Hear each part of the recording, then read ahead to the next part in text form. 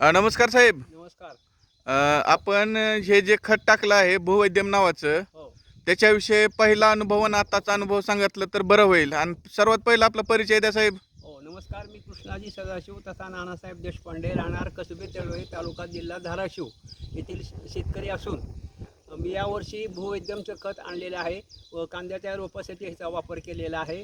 सुरुवातीला रान तयार करताना 2 पोते 5 गुंठ्यामध्ये विस्कटून टाकलं. त्यानंतर बेड तयार केले आणि बेडमध्ये ते एक्सपोर्ट क्वालिटीचं कांद्याचं बी टाकलेलं आहे आणि ते बी टाकण्याच्या आधी रेगामध्ये सुद्धा भूवैद्यमचं खत टाकलेलं आहे. नंतर बी टाकलेले आहे. त्यामुळे रोपाची उगवण, वाढ आणि त्याचं तेज हे नंबर 1 आहे. यापूर्वी असा अनुभव मला कधीही आलेला नव्हता पण हे भूवैद्यमचं खत टाकल्यामुळं गालवा धरून बसते. त्याच्यामुळे रोपाला फारसं पाणी द्यायची काही आवश्यकता नाही आणि रोपावर कुठलाही रोग नाही, कीड नाही.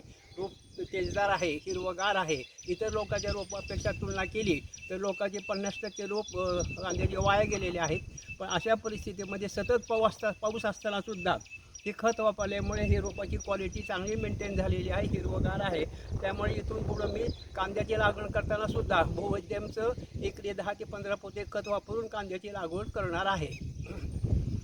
बरं, ह्या खताविषयी तुमचा अनुभव आणखीन काय वाटतं तुम्हाला? हे खत कोणत्या प्रकारचे, तुम्हाला कसा अनुभव व्यक्त करता? हे खत असं फॉर्म मार्ड असल्यामुळं ते जमिनीमध्ये गारवा धरून बसतं. मेहनत करायच्या आधी हे खत टाकलं म्हणजे जमिनीत मिसळलं जातं आणि जमिनीमध्ये गारवा धरून राहतो आणि येणारे जे पीक आहे ते सशक्त तयार होतं. त्यामुळे कुठल्याही रोगराईला तोंड देण्यास हे पीक समर्थ असतं आणि शक्यतो रोगराई ह्याच्यावर येतच नाही. कारण सशक्त पीक आल्यामुळं रोगराईचा ह्याच्यावर अटॅक होऊ शकत नाही आणि ते प्रभावीपणे ते समर्थ आहे तोंड देण्यास ह्या खताच्या वापरामुळं, असं माझं एक मत झालेलं आहे. धन्यवाद साहेब. हे अशा प्रकारे आपल्या जे खत भूवैद्यम वापरलेले आहे त्याचा हे बियाचा रिझल्ट आहे. एकदम हिरवगार बियाणे उगवले आहे. तरी प्रत्येक शेतकऱ्याला काय सांगसाल तुम्ही साहेब? तुम्ही शेतकऱ्यांनी हे खत घ्यावं, थोडं वापरून अनुभव घ्यावा आणि नंतर मग ह्याचा वापर जास्तीत जास्त आपल्या शेतामध्ये करावा. कारण एकदा हे खत टाकलं की फारसे कुठले खत वापरायची काही गरज नाही आणि जमिनीमध्ये जीवाणू, गांडूळ तयार होतात.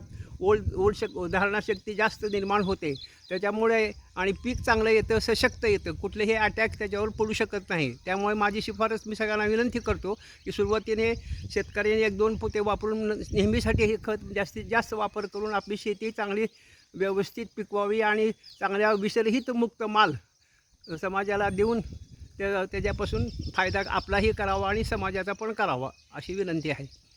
धन्यवाद बाबा.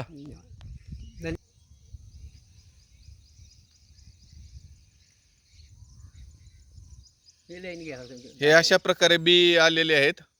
बाकी जमिनीतील खत नसल्यामुळे सगळे बी वेस्ट गेले आहेत. बाकीच्या लोकांनी